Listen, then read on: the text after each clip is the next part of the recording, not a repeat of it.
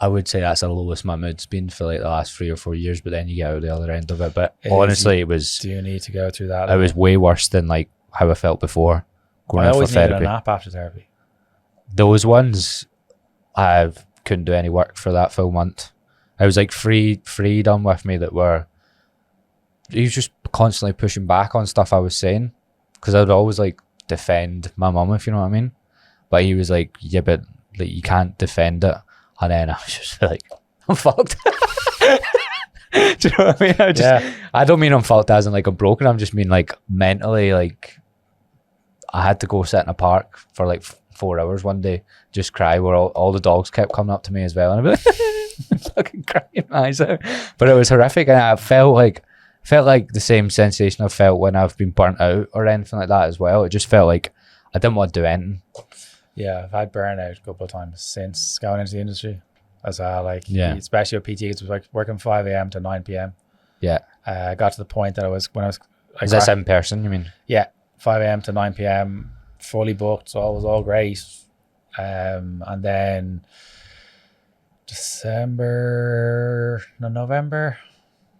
November 19, so just before COVID, I was the morning of my graduation. I was flying over for my graduation for my nutrition course. I had PT clients before I was flying over at lunchtime. I crashed my car on the way to the gym, crashed it into the wall, literally about, I've actually never said this, about 300 meters from my family home, crashed it into the wall.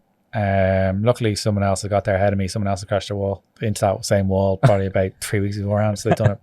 If the wall, so yeah, drove down to the gym, did my clients, and my client was like, you look very pale. I was like, yeah, probably just having shock or whatever. And then went to I can see the type A now. Still getting to the clients. Just compartmentalize things and deal with shit later. Yeah. Fucking hell. So went down to the client, did the 3 clients back to back, went home, and I was like, right, I've got an hour here to get a nap in and then go to the airport and stuff, and literally couldn't concentrate at all when I was like at the graduate. I couldn't enjoy the graduation in any way. I was like, what the fuck's happening? I'm gonna have to leave the industry. So I'd say that was on the Friday, and on the Monday I handed in my notice into the gym saying I was leaving and going fully online. Okay. And that was December. Yeah, I think it was like the end of November into December. So that was 10 weeks before COVID hit the world. So do you think that's a blessing for you? That did that help you build online? I was kind of doing hybrid, as they call it. I never done full-time in person. I only done a hybrid. Yeah. Because I started the first lockdown, so I had to build online first. Yeah. And then I went, fuck it, I'm half online anyway, but I'm going to do in person to get hours in the gym. So I never seen that as my full-time business ever. Okay, yeah, no. So I was doing majority of my business was face to face, and then online I was kind of like, I'm going to lose all my clients. So I said what was going on at the time to the clients, and I'd say about 70% came with me one to one. So it's like, right, I've got this level of revenue to keep me going, I'll be fine. And then kind of just put it out on social media saying, I've got open up 5 slots. They were gone within the day, when the algorithm was favorable. Now you need to do a lot of tricks. Yeah, now you need to like get a wee mic on the end of a water bottle and you'll be fine. Fuck's sake. Too old for this shit. So yeah, then left the industry and then kind of doing it fully online now since 20. No, yeah, I'm confused the years. 20 was COVID, wasn't it? So yeah, the end of 19 to now. So fully online 4 years next month. So what are the burnouts? Like that should be quite good. One burnout because the exams for that course and then working the 5 a.m. to 9 p.m. Yeah. Working the clients all the back to back plus the course, plus trying to keep the business going, just completely burnt out. A lot of PTs listen to this, so like we've done, me and Dale and James done full topics where we talk about just like advice for personal trainers and stuff. I never want to go down the mentorship route or anything like that. So a lot of people message me saying, "Is this the start of the transition?" I'm like, absolutely not. Transitioning? No, absolutely. Fuck off.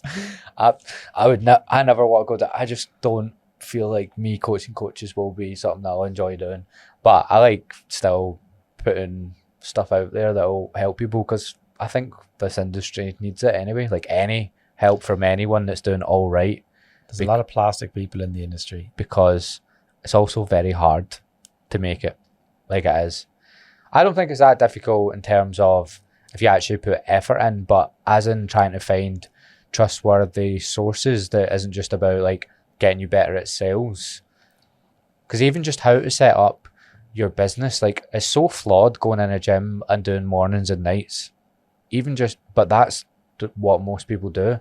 Yeah. But that's just such a fucked business model that you work the opposite hours to everyone else. Because that's essentially what you do. No, it is. Yeah, I remember like I was up at 5 a.m. First client would be 5:35 in the morning, and then the last client would probably be at 8 p.m. or 7:30, and then you'd be coming back in the next morning, and you'd be like wondering why you could have no energy for social. And then you go your client check-in, you go, why are you not getting enough sleep?